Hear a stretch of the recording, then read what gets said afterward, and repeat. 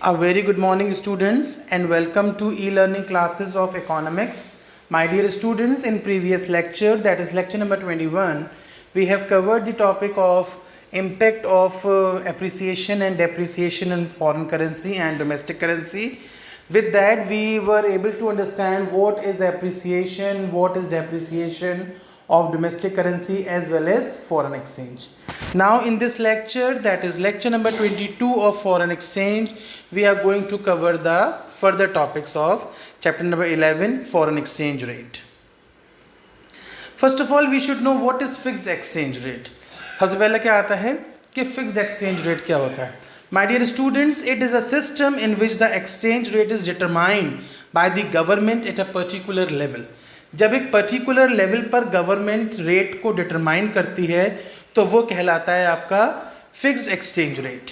Basically government उसको देखती है कि लेवल अगर हायर है या लोअर है या इक्विलिब्रियम लेवल है. Whatever level government want to जज, whatever level government want to keep at that level, government can imply the exchange rate. Right. जो भी मार्केट फोर्सेस, जो सप्लाई और डिमांड हो रही है, उसके अकॉर्डिंग जो भी एक्सचेंज रेट निकल के आता है, that is determined in fixed exchange rate. Now when exchange rate is set higher than the equilibrium exchange rate, अगर exchange rate equilibrium exchange rate से ज़्यादा होता है, then what happen, see your equilibrium rate was E आपका equilibrium exchange rate है, जहाँ पे आपकी supply of US dollar equals to demand of US dollar है. नाउ जब आपका एक्सचेंज रेट इससे हायर हो जाता है, then what happen, in the above diagram SF shows the supply of US dollar. SF supply show कर रही है और DF डिमांड शो कर रहा है. SF means supply and DF means demand. तो वो क्या शो कर रहा है कि $1 is exchanged for ₹50 and OR1 is showing that exchange rate is set by the government. Here $1 is exchanged for ₹60. यहाँ पे आपका $1 जो है वो ₹60 में एक्सचेंज हो रहा है. Right. Next, what is devaluation. Devaluation of the currency refers to a situation. Devaluation क्या सिचुएशन होती है, जब डोमेस्टिक करेंसी को डेलिबरेटली और इंटेंशनली रिड्यूस करती है गवर्नमेंट एक्सचेंज रेट को बढ़ाने के लिए. एक्सचेंज रेट को बढ़ाने के लिए जब डेलिबरेटली या इंटेंशनली गवर्नमेंट एक्सचेंज रेट को रिड्यूस करती है, दैट इज योर डिवैल्यूएशन. ठीक है. इस बात से फर्क नहीं पड़ता कि मार्केट में सप्लाई और डिमांड फोर्सेस क्या है, उसका कोई रोल नहीं होता. Now implications of devaluation. Devaluation के इम्प्लीकेशंस क्या क्या हैं. Devaluation leads to excess supply of foreign currency in the international market. Devaluation की वजह से क्या होता है, एक्सेस सप्लाई हो जाती है और इस एक्सेस सप्लाई की वजह से government has the way to purchase foreign currency in international market. Next, when exchange rate is set lower than the equilibrium exchange rate. अभी उसकी वाइस वर्सा सिचुएशन है कि अगर एक्सचेंज रेट जो है वो लोअर है इक्विलिब्रियम लेवल से, जैसे ई आपका पॉइंट ऑफ इक्विलिब्रियम है और P और Q आपके एक्सचेंज रेट हैं. इसमें क्या होगा, OR is the equilibrium exchange rate. OR equilibrium exchange rate है जहां $1 is exchange for ₹50. OR1 is the rate fix by the government. OR1 वो रेट है जो गवर्नमेंट ने फिक्स किया हुआ है. Here $1 is exchange for ₹40. यहाँ पे $1 कितने में एक्सचेंज हो रहा है, 40 में. Value of domestic currency has been deliberately raised by the government. यहाँ पे जो डोमेस्टिक करेंसी की वैल्यू है वो डेलिबरेटली राइज कर दी गई है. ये सिचुएशन रिवैल्यूएशन की है.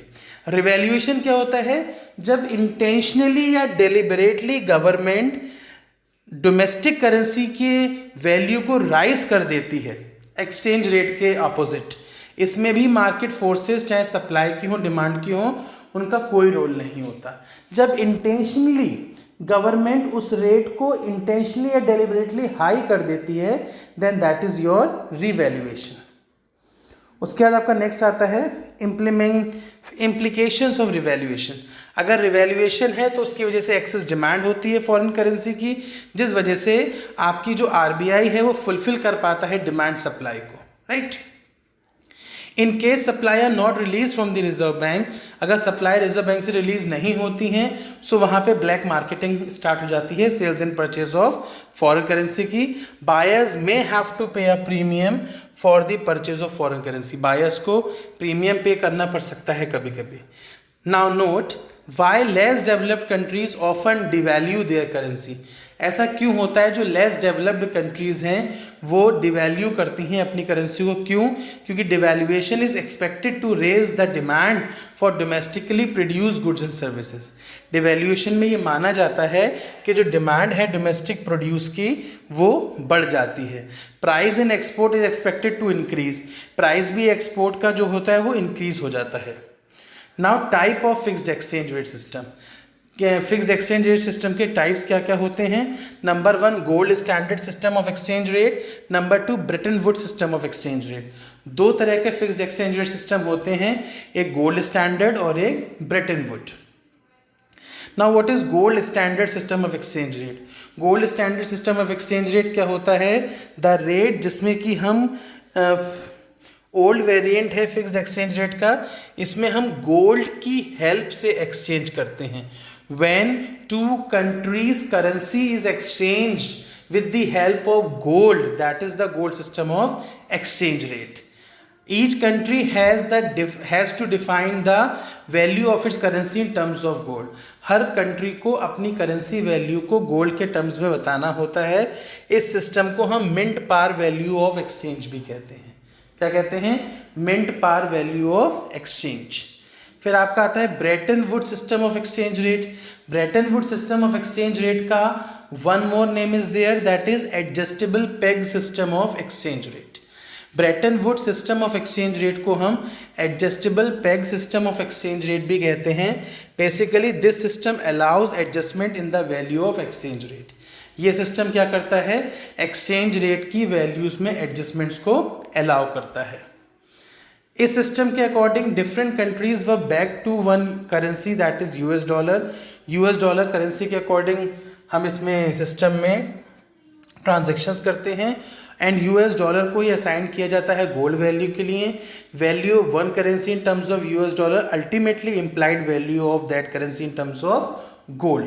पहले हम उस यूएस डॉलर की टर्म्स में उसकी करेंसी को देखते हैं, then we use to see that currency in terms of gold also. Now managed floating. What is managed floating?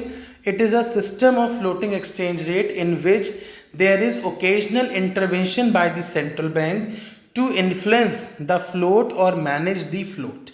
It is called dirty floating. Means when exchange rate is managed and controlled by the central bank, that is your managed floating, or you can say dirty floating. Right. Now, how does the central bank exercise its influence on the float और market exchange rate. किस तरीके से central bank exercise करता है system को. See it is through the sale and purchase of foreign currency in the international market. किस तरीके से सेंट्रल बैंक एक्सरसाइज करता है, it is only with the help of sale and purchase of foreign currency in the international market. So with this lecture, my dear students, you are able to understand the concept of revaluation, devaluation, fixed exchange rate system and all. Right? That's all from this lecture. Thank you and have a nice day.